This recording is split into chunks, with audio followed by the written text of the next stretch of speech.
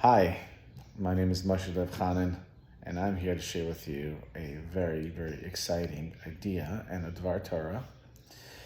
It comes directly from a Sikha from the Lubavitcher Rebbe. I learned this from Adam Stein, Rabbi Adam Stein. Him and I, Baruch Hashem, have a chavrusa that we learned together. And we learned something, and I think I'm learning it from a perspective that is really, really helpful, and I think you'll appreciate it. So, here it goes. What we learned is, if you want to look it up, it's in Sefer HaSichas Parshas that told us, I think. It's Tafshin Nun Beis, 1992, the first part of it. Now, let me know if you want the source. And in that Sikha, the Rebbe talks about how before anything can happen, there has to be, in order to prepare for anything, there has to be some sort of taste of the thing you're preparing. So the Geula is being manifested. And in order for us to prepare for that time, there has to be some aspect of the Geula that exists today. And one of the aspects of the Geula that exists today is this idea of renewal. That just like the moon, and we are compared to the moon, just like the moon is going to have some sort of renewal, so will we. So what is the aspect of this renewal that's going to happen for us, or that we can access today? So the way that the Rebbe explains it is, he says, just like the moon, even today, has two dimensions of the moon.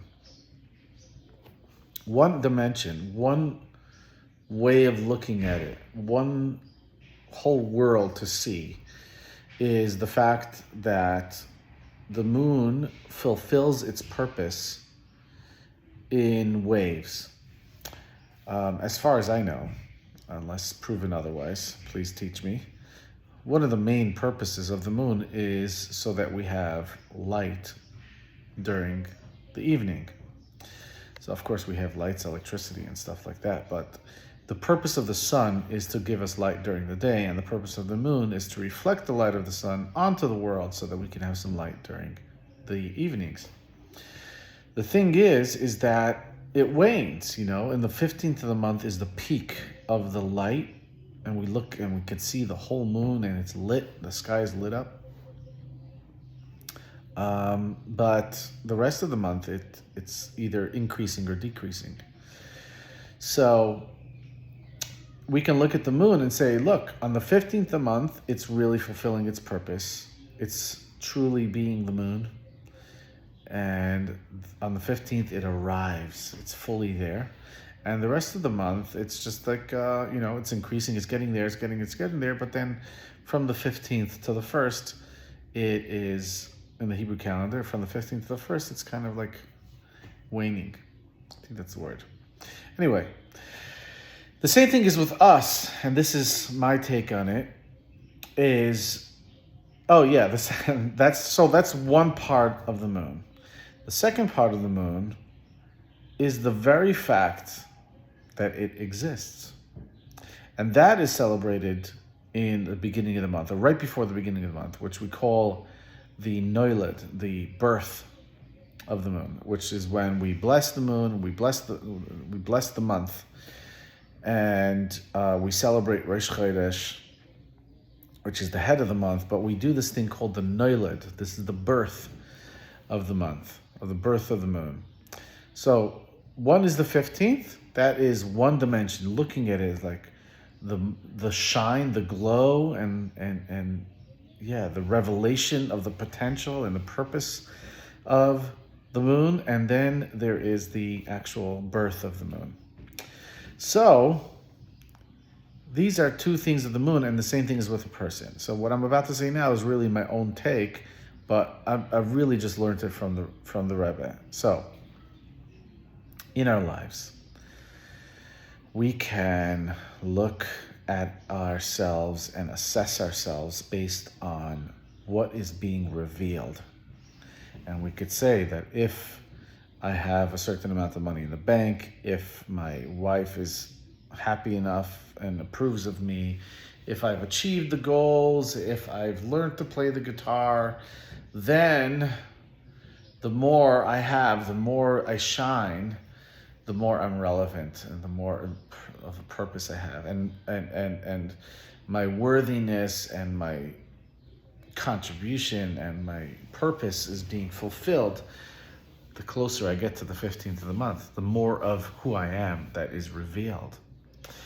But the thing is that if I only see that dimension, then half the month, or maybe even more than that, things are not going to be really so good.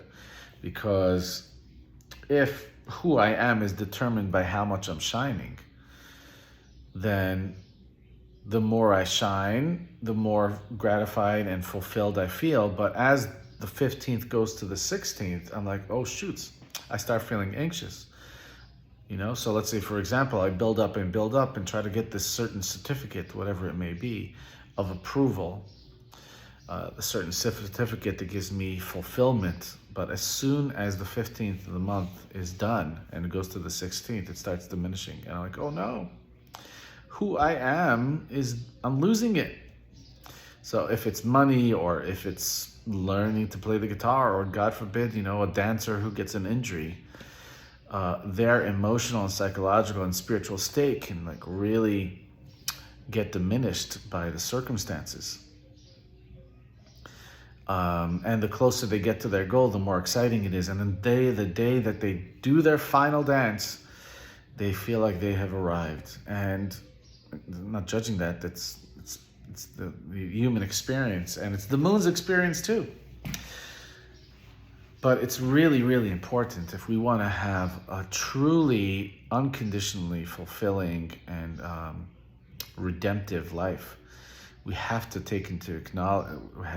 it's helpful to acknowledge the other dimension, and that's the very fact that we are, and the very fact that we exist, and the very fact that we were born, and the inherent intrinsic truths that are attached to that. So I can live my life solely by the first dimension, the first perspective, of which my entire worth and purpose and entire human experience is determined by how much of me is revealed. It's called the Giloi, the rays of the light. Is my life going to be determined by the rays of light, or from the existence of the source of light itself, or the existence of the light bulb itself? Where am I going to draw upon for my sense of self, my sense of purpose, my sense of validity, my sense of value? Am I going to get it from how lit I am, or from the very fact that I am? And thereby, of course, we naturally don't, a light bulb, it naturally lights up. That's just what a light bulb does. And the same thing is that the moon, it's naturally going to reflect the light of the sun, and it's naturally going to provide light. But that is secondary. That is a secondary factor. That is it's just as important. I mean, it's you have to acknowledge that, but bring the essence into expression.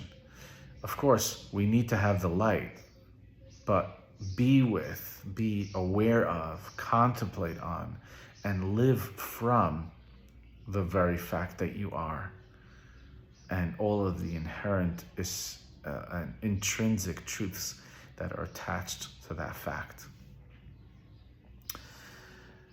Here's the kicker. The kicker is that it says in Pirkei Avos something that I never saw from this place before.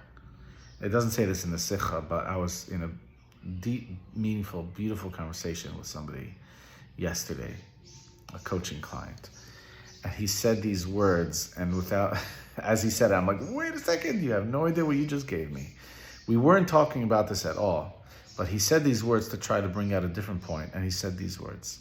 This is what it says in Tanya, in Pirkei Avos. Ezehu chacham haroya as a noiled.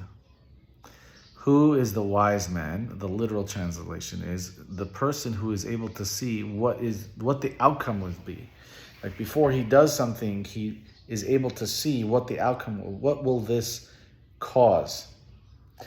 But you could take the same words and you could apply it to this whole insight. As a human being, we can create our lives or have the perspective and only look at the 15th of the month of the moon. Or we can be somebody that sees the noiled.